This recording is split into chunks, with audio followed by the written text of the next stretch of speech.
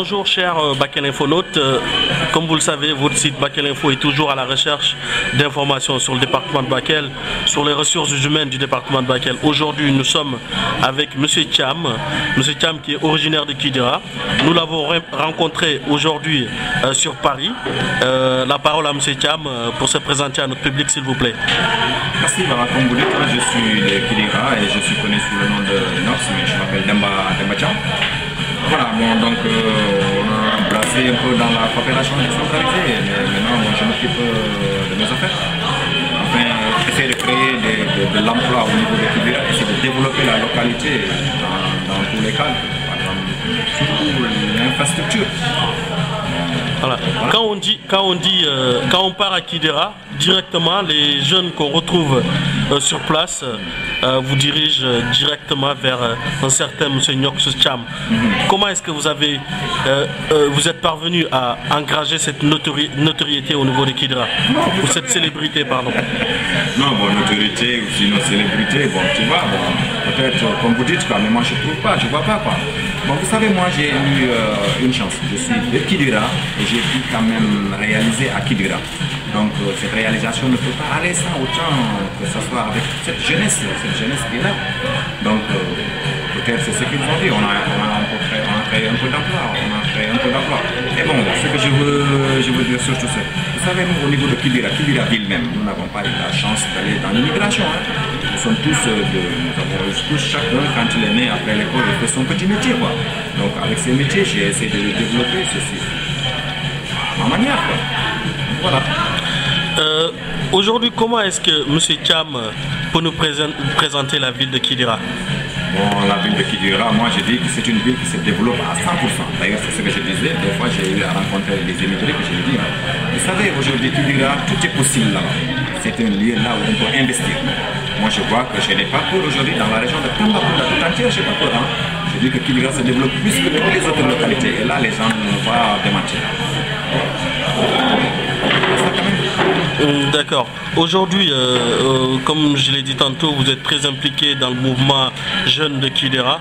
Comment se comporte aujourd'hui la jeunesse de Kidira? Bon, c'est ce que j'ai dit au début. Bon, chacun a son petit métier et dans lequel ils essaient de vivre. Bon, certes, beaucoup n'ont pas eu la chance d'aller en France, là où on se croise, mais je dis que d'autres font leur vie aussi à Kidira. J'ai vu des jeunes qui sont là-bas, qui ont fait leurs emplois, qui ont marié dans cet emploi et qui font vivre leurs parents dans cet emploi. Donc moi je dis que quand une localité se développe, il faudra en profiter et en faire profiter aussi à la jeunesse. C'est dans cette lancée que nous sommes allés, nous. Ok. Aujourd'hui, ce que j'aimerais bien vous demander, c'est vous êtes à la tête de combien d'entreprises au niveau de Kidira?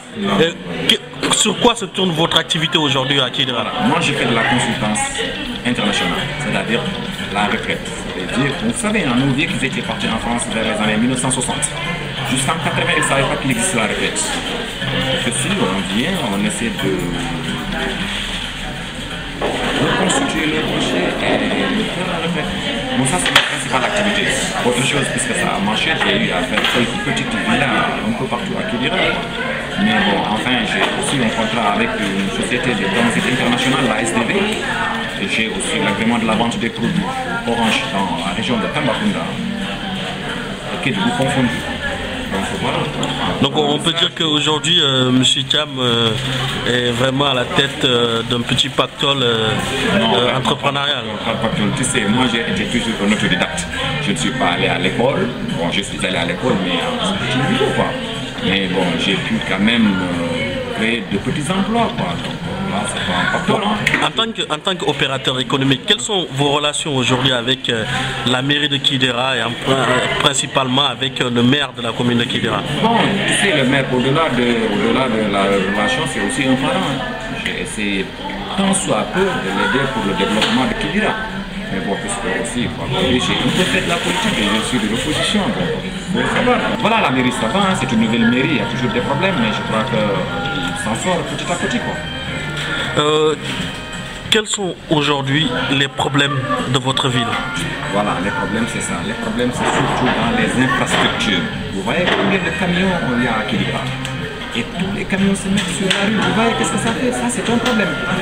Donc nous souhaitons qu'il y ait au moins un grand parcours où les camions peuvent stationner.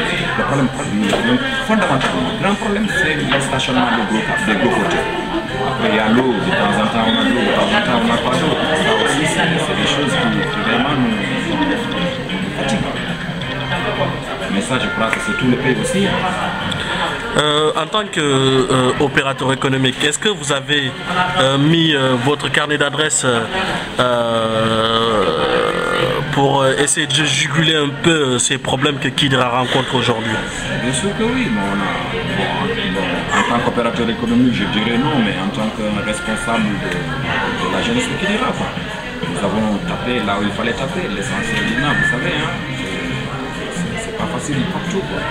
Mais là où on devait aller pour que ça marche, on a été là-bas. Le maire en question, il en a fait, lui aussi, il en a fait un problème.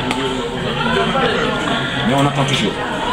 D'accord. Aujourd'hui, selon vous, si quelqu'un de l'extérieur veut investir à Kidira, comment est-ce que vous pouvez vendre Kidira ici? Quels sont les atouts de la ville de Kidira? Vous savez, Kidira, moi je te dis que c'est une localité qui se développe à 100%. Aujourd'hui, moi je vais préférer que les gens investissent. Il est plus rentable les gens qui investissent à Kidira, qui investissent à Dakar. Puisque nous avons eu la chance d'être sur la frontière. Il y a le Mali à côté, il y a la Côte d'Ivoire, il y a la Mauritanie à côté, aussi il y a de l'autre côté la Guinée. Bon, moi je dis que même les immigrés, venez avec vos sous, investissez, et puis ça va marcher. Mais bon, vous avez trouvé le bon filon.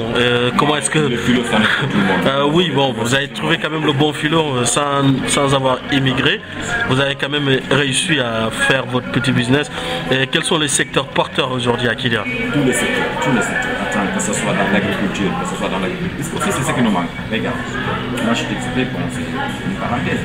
Si je suis allé au Japon cette année, c'était pour qu'on puisse développer l'agriculture, pour que au moins toute la population puisse manger à sa faim. Vous qui êtes des immigrés, moi je croyais que vous êtes là pour quelque temps et vous rentrez pour développer le pays, mais si vous voulez mourir tous ici, ça ne va pas aller au pays. Je suis d'accord. Bon, aujourd'hui, est-ce que la position frontalière de Kidira n'est pas vraiment, au-delà d'être un atout, est-ce que c'est pas un problème, je dirais tout simplement, est-ce que c'est pas une contrainte parce que ça installe l'insécurité, comme vous avez dit tout tantôt, ça fait beaucoup d'embouteillages, ça détériore la qualité de vie. Est-ce que la position frontalière de Kidira n'est-elle pas une contrainte aujourd'hui? Non, attendez, il ne faut pas qu'on parle dans contrainte. La position géographique pour un développement n'est pour rien. Bon, l'insécurité, vous parlez là, même à Dakar, il y en a, partout il y en a, partout là où on va. L'essentiel, c'est que les gens s'y mettent, quoi. Bon, le problème, on l'a dit, c'est les gros porteurs. Il y en a plein, il faut trouver une solution. On fait par exemple un stationnement entre Kidira et Naï et puis ce problème est réglé. Mais aussi, on ne peut pas dire qu'une localité est développée avec 5 ou 6 personnes. Il faut que tout le monde soit là. Souvent, les gens ils dénigrent Kidira parce que même si ce sont des investisseurs ou même des passagers, apparemment il y a l'omerta à Kidira, que ce soit du côté malien ou du côté sénégalais, tout ce qui est agent administratif, pour ne pas dire tout simplement policier et douanier, installe vraiment une omerta au niveau de Kidira. Est-ce que vous êtes d'accord avec ces allégations? Arrêtez, il faut que les gens savent arrêter quoi. Moi je ne suis pas du tout d'accord. Les mêmes policiers qui sont à Kidira, ce sont ces policiers qui ont été affectés de Dakar ou qui sont été affectés de Thiès. Il ne faut pas parler de corruption ou quoi que ce soit. Non, moi je ne suis pas d'accord. C'est-à-dire les gens ils disent tout ce qu'ils veulent, ils râlent. Et puis bon, dans une frontière aussi, il faut une surveillance quand tu parles de la sécurité. Si on fait le laisser aller, c'est pas bon. D'accord. Maintenant, nous venons au niveau... on va s'appuyer sur la jeunesse. Aujourd'hui, quels sont qu'est-ce que vous avez mis en tant que responsable de jeunes, d'une part? Qu'est-ce que vous avez mis sur place pour l'épanouissement vraiment de cette jeunesse de Kidira? Bon, tu sais, c'est ce que j'ai eu à dire aux gens aussi. Moi, j'ai des moyens qui sont limités. Avant de créer des emplois par-ci, par-là. Mais les aires de loisirs, ça, je ne peux pas acheter. Bon, enfin, il y a d'autres qui ont fait des dancing et consorts, mais moi je trouve que bon, c'est bon quand même pour une localité. Quoi. Mais moi je n'ai pas les moyens de mettre des grosses infrastructures. Bon, ce que je peux, c'est créer des endroits par-ci et par-là, et c'est là que je le fais. Sinon, essayer d'épauler aussi les jeunes qui sont là, qui ont le métier. Quoi. Les mettre dans du boulot et tout ça. Parce que moi, dans tout ce que j'ai eu à faire, je l'ai fait avec la main d'œuvre locale. Avec les jeunes de Kibira, avec les jeunes de l'arrondissement de Kibira, que ce soit en maçonnerie, que ce soit en menuiserie, que ce soit en plomberie. J'ai préféré, je n'ai jamais allé prendre quelqu'un en Ghana ou quelqu'un dans ma vie. J'ai fait profiter de ma localité. Bon, souvent quand on évoque Kidira, on parle aussi de ce côté melting pot, on y trouve presque toutes les grandes ethnies du Sénégal et aussi du Mali. Parlez-nous un peu de cette chaleureuse cohabitation entre les ethnies. De la localité, hein. C'est ce qui donne la chance aussi à cette jeunesse qui est née là-bas. Parce que là, admettons par exemple, tu as une population de Bambara, tu as des Wolofs, tu as des Sarafolais, tu as des Toulouse. Donc là, tu prends les cultures un peu partout et tu prends les langues un peu partout. Donc moi, je trouve que ça, c'est une chance pour Kibira. Bon, et puis Kibira, vous savez aussi, Kibira, c'est une localité. Quand tu viens, les gens vont t'aider à développer ton activité. D'accord, maintenant nous allons nous étendre un peu dans tout le département de Bakel. Aujourd'hui, quelle est la vision de Niox du département de Bakel? Quelle vision faites-vous? Quelle lecture faites-vous de ce département? Vous savez, moi je dis que nous sommes un département